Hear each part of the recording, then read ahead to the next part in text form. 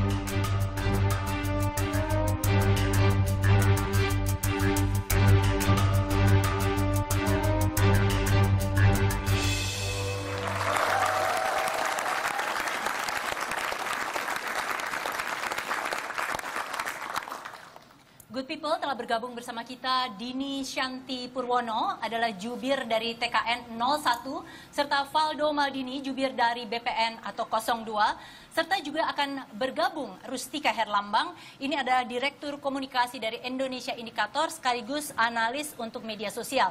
Nanti juga akan bersama kita adalah Joyce Manurung, psikolog sekaligus pakar yang bisa membaca gestur dan mimik wajah, serta Enda Nasution, ini Bapak Blogger Indonesia atau Mas-Mas Blogger Indonesia. Dini, ini dari PSI, caleg Dapil Jateng 1. Ya. Valdo dari PAN, Wasekjen PAN, dan dapilnya adalah Kabupaten Bogor. Kabupaten Bogor. Tadi saya tanya kepada dia, mana yang lebih seru, debat 1 atau debat 2, jawabannya pencitraan banget. Gitu. Yeah. Nah, kalau buat kalian, sebenarnya lebih seru debat pertama atau kedua dan kenapa alasannya? Dini? Kalau menurut saya sih jelas debat yang kedua ya, karena debat yang pertama itu format dari KPU terlalu kaku gitu. Jadi Bukan salah moderator kan? Bukan salah, justru moderator pun korban pada saat itu ya, tidak bebas mengeksplorasi gitu. Jadi susah untuk para paslon gitu, baik 01 maupun 02 untuk menyampaikan visi misi dan program-program dia, saling menanggapi gitu. Jadi kalau menurut saya yang kedua lebih seru. Iya. Ya kalau bagi saya dua-duanya seru saja sih Mbak. Maksudnya saya Dari alurnya segala macam itu juga tetap lebih sama saja. pada prinsipnya semuanya seru karena kedua-duanya sih memang ada perbedaan format. Saya termasuk orang yang dari awal Atau tuh karena bodoh amat sama format. Debat yang kedua dianggap Pak Prabowo lebih kedodoran. Oh enggak juga, enggak salah data yang penting. Oke, baik. Kita tahan dulu ini Dini maupun Valdo. Kita beri kesempatan kepada Tika. Tika, kalau saya lihat ini perbedaan pertama dan kedua debatnya, terutama di media sosial adalah di 1-2 hari itu perang tagarnya selesai. Kita move on ke yang lain. Kalau ini kok bertahannya cukup lama ya? Gimana pembacaannya Indonesia Betul Indikator? sekali. Jadi memang sebenarnya perang tagar itu agak menonjol itu menjelang debat kedua. Jadi sebelumnya itu perang tagar itu tidak pernah semasif seperti sekarang.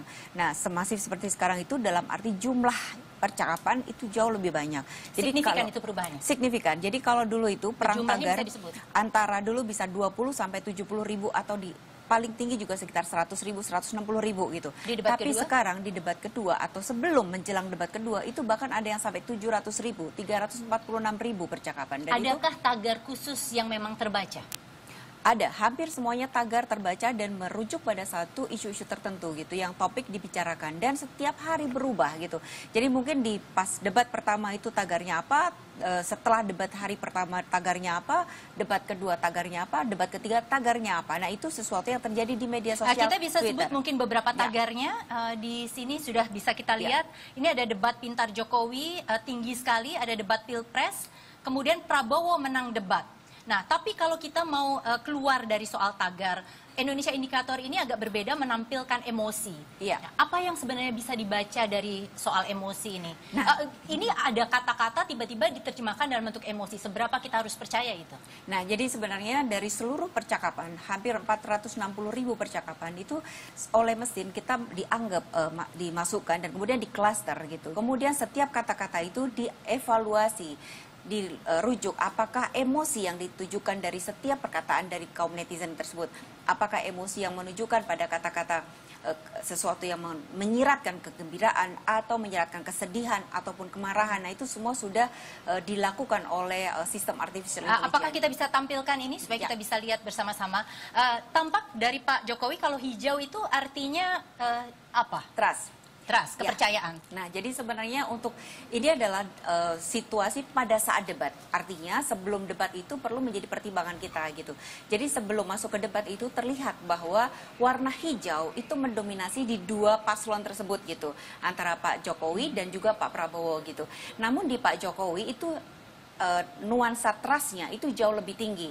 Nuansa emosi dukungan masyarakat atau netizen terhadap Pak Jokowi itu tinggi sekali gitu, dan diantaranya memang dimunculkan dari tagar oleh mereka gitu. Jadi debat pintar Jokowi yang sudah dari pagi sudah dimunculkan gitu. Medsos dari tim medsosnya Pak Prabowo itu biasanya militan gitu, betul ya, Faldo ya? Ya, militan. Nah, sebenarnya saya mau menambahkan. Ini kelihatannya trustnya malah lebih rendah. Nah, sebenarnya bukan trustnya lebih rendah atau tidak gitu, tapi di situ melihat bahwa di wilayahnya Pak Prabowo itu ada dua hal yang sangat mendasar buat mereka. Yang pertama adalah isinya dukungan, jadi yang warnanya hijau itu sangat kuat sekali. Tapi di sisi lain ada warna orange. Orange itu bicara soal anticipation, ajakan, harapan gitu dari netizen untuk mengajak kaum netizen, yuk kita naikkan tagar Prabowo menang debat. Kalau kita lihat lagi, ini ada pola yang anomali, cekungannya dalam sekali di menit ke-21 begitu ya. Ini yang Anda baca apa? Keterkejutan netizen terhadap perjalanan debat, dan kemudian juga mereka melihat bahwa mengharapkan ada unsur kejutan yang dijanjikan oleh Pak Prabowo tapi tidak muncul. Itu salah satunya mungkin ya, terbaca? salah satunya adalah mereka menunggu joget-joget sebenarnya kalau kita lihat di sana gitu. Nah, kemudian kalau cekungan yang paling dalam pertama, warna birunya itu cukup mendominasi dan juga anticipation, memang awalnya berasal dari isu soal lahan yang dimiliki oleh Pak Prabowo. Jadi netizen itu kan sesuatu yang sangat spontan. Apa yang sangat mudah masuk ke dalam mereka, langsung mereka merespon tanpa ngecek dulu, tanpa apa dulu, dia langsung respon. Nah, ini artinya Pak Jokowi skakmat Pak Prabowo soal lahan? Sebetulnya sengaja untuk menjebak atau skakmat sih enggak ya, tapi memang sebetulnya kabarnya memang ada beberapa isu yang bisa dilontarkan sebagai peluru, tetapi ini yang masuk ya. Karena sebetulnya kan Pak Jokowi hanya meresponi nyinyirnya Pak Prabowo masalah bagi-bagi sertifikat tanah, Mbak Nyinyir, Ira. Faldo. Karena kan di situ Kata-kata itu. Karena di situ Betul, saya kan? juga lihat gitu loh. Pak Prabowo bilang, jangan bangga dulu situ. Kalau cuma bisa-bisa bagi sertifikat katanya. Tanah itu soalnya tidak bertambah loh. Kamu bagi-bagi sertifikat tanah, setelah itu gimana? Tanah nggak bertambah. Pada akhirnya apa? Habis tanah kita, kurang. Artinya sah-sah saja ketika Pak Jokowi mengatakan seperti itu, tidak menyerang personal karena merasa terus dikejar oleh Pak Prabowo. Justru sebaliknya kalau saya mikirnya ya. Jadi apa salahnya seseorang yang tahu cara bagi-bagi tanah di Republik ini begini, dia tahu waktu itu dia diminta untuk melunasi kredit macet dari Pak Agus, dia tahu kong-kalingkong pasar gelap demokrasi, broker, calo, hantu, blau, macam-macam ini.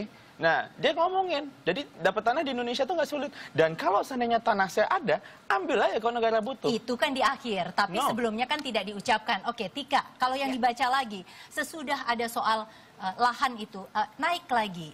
Kenapa? Apakah ada ekspektasi lain yang muncul dari bacaannya? Betul, karena di antara kedua kubu itu pasti selalu memberikan respon atas apa yang sudah disampaikan oleh paslon kandidatnya gitu. Mereka selalu memberikan respon-respon gitu terhadap apa yang disampaikan oleh Pak Prabowo maupun Pak Jokowi gitu. Dan kemudian kita juga melihat bahwa emosi sepanjang debat itu dia naik turun itu dia di drive salah satu oleh lahan, tapi juga kemudian pada saat yang bersamaan juga ada cuitan dari Greenpeace atau Walhi yang dia bicara soal cek fakta. Dan itu juga yang mempengaruhi pergerakan emosi berikutnya. Karena sudah mulai ada orang mengecek faktanya gitu. Orang mau dengar apa yang disampaikan oleh orang lain dan kemudian dia merespon. Ya, Dan Dini mengangguk-angguk ini. Artinya memang membenarkan itu ada kekeliruan data yang disampaikan Pak Jokowi ya? Saya justru tadi berpikir masalah, karena kita masih bicara lahan tadi ya, kalau kita cek fakta.com di situ, Iya. betul memang Pak Prabowo menguasai Soal lahan. ratusan ribu Untuk lahan. yang lain, betul. ada data Untuk lain? data yang lain, iya betul. Seperti Soal untuk Greenpeace tadi. soal Greenpeace kebakaran hutan, gitu kan. Terus kemudian impor jagung. Sebentar, tahan dulu. Kenapa dia? Ini kok kayak anak mau anak sekolah minta giliran. Kenapa? Sebelum kita bahas lebih lanjut, saya tertarik untuk bertanya kepada Mbak Tika, bagaimana sebenarnya atau contoh-contoh apa dari emosi yang menunjukkan trust? Tadi kan kita bahas emosi yang menunjukkan ekspektasi. Karena kami ini awam membaca timeline setiap debat, baik debat 1 maupun debat 2, isinya marah-marah aja, di mana trustnya, ekspektasinya. Jadi ini dia tuh mempertanyakan membaca. seberapa akurat emosi ini kok Iya. padahal kayaknya buat kita semua itu timeline isinya orang marah-marah yang Marah-marah gerutu. saja, iya. ya, jadi sebenarnya kayak contohnya gitu, keren Pak Jokowi. Nah, itu adalah trust gitu. Wah, cool, Pak Jokowi berhasil skakmat Prabowo. Nah, itu adalah emosi-emosi yang seperti itu. Kalau anticipation misalnya Pak Prabowo sebaiknya Bapak menggunakan kata ketika kami memimpin. Bahkan bukan ada yang sangat ada. spesifik seperti itu. Betul sekali. Dan itu adalah emosi anticipation yang muncul pada awal debat. Nah, kalau Jadi, kita bicara tadi ya. soal tidak akuratnya data ya, itu yang kelihatan emosinya apa dari Pak Jokowi dan pendukungnya Pak Prabowo? Jadi kalau awalnya yang ketidakakuratan data, karena ini kan debat masih berlangsung. Jadi netizen itu dia fokusnya kemana-mana. Tapi salah satunya adalah bicara soal apa yang ada pada panggung debat pada malam itu. Nah, kalau bicara soal cek fakta dan lain-lain itu ada setelah debat. Mereka baru melihat ke belakang, cek fakta dan data, dan kemudian situasinya tuh berkembang, berubah total. Jadi di gambaran emosi ini kita baru pada saat debat saja. Bahkan ketika Betul. cuitan Greenpeace itu belum belum mengintervensi terlalu tinggi pergerakan ini. belum itu Nah, baru keesokan harinya. kalau misalnya ini ada cekungan yang kedua, apakah ini pada saat beberapa kali Pak Prabowo itu mengapresiasi dan sebuah debat harusnya sebuah saling oponen ini tidak menunjukkan apresiasi berlebih. Apakah itu masuk di dalam sini? Masuk ke sana. Jadi emosi ketika Pak Prabowo memberikan apresiasi kepada Pak Jokowi itu direspon oleh netizen dengan beragam emosi. Ini juga tidak disangka-sangka oleh kubu 02 kan? Iya. Apresiasi sampai 6 kali, Valdo. Iya, saya nyatetin tuh. Wah, Iya. boleh juga nih dicoba kalau saya debat sama Mbak Dini. Saya bilang. Nah, jadi beberapa Jadi dalam hal ini apresiasi. mengamini bahwa itu sebenarnya bukan tindakan yang tepat. Kalau saya sih dari stand awal saya waktu malam itu Mbak, saya bilang kalau bagus ya kita apresiasi. Kalau saya salah ya kita kritik. Iya, artinya kalau kemudian orang bilang ya kalau diapresiasinya banyak berarti lanjutkan saja. Ya kalau 60 kali banyak, 6 kali masih dikit. Nah, itu kelihatannya kan dampaknya pada hashtag. Kalau melihat ini 01 dan 02 terlepas kemudian masing-masing pihak menganggap menang. Adakah kemudian instruksi dari atas gunakan hashtag ini supaya kita tetap trending di media sosial dan dinyatakan menang? 01. Kalau saya rasa di mana-mana 02 juga gitu ya. Pasti kan tujuannya adalah Situ dulu aja, jangan iya. ajak-ajak. Di mana-mana pasti orang itu kepingin jadi trending topics gitu. Nggak ada yang tujuannya nggak mau Tapi ada nggak, Din, hashtag khusus yang dimintakan untuk dibunyikan bersama-sama sesudah debat itu? Nggak ada sih. Kalau Nggak ada. dari 02? Aku nggak ngerti, aku nggak tahu, tapi setahu aku sih organik semua sih Mbak. Jadi memang ketika ada perubahan cara orang lihat sosmed ya. Awalnya kita cuma lihat timeline kita, belakangan orang tuh nyari hashtag. Kalau organik tuh maksudnya Valdo gimana? Organik itu secara natural orang melakukan itu. Siapa sih yang salah satu influencer besar di 02? 02 mungkin ada siapa ya, kawan-kawan, adalah beberapa ya, mungkin nanti bisa dicek lebih detail, tapi biasanya sih kalau kita sih ngelihatnya, aku biasanya ngelihat Daripada datanya salah. no, ya saya belajar dari Pak Jokowi ya. Influencernya dia sendiri sebenarnya. Nah, saya nggak sering ngetweet Mbak, tenang aja. Oke. Jadi aku biasanya sekarang ngelihat sosmed itu search, terus ngelihat hashtag ya. Oke, dunia apa, Indonesia apa, Jakarta apa, Kabupaten Bogor apa.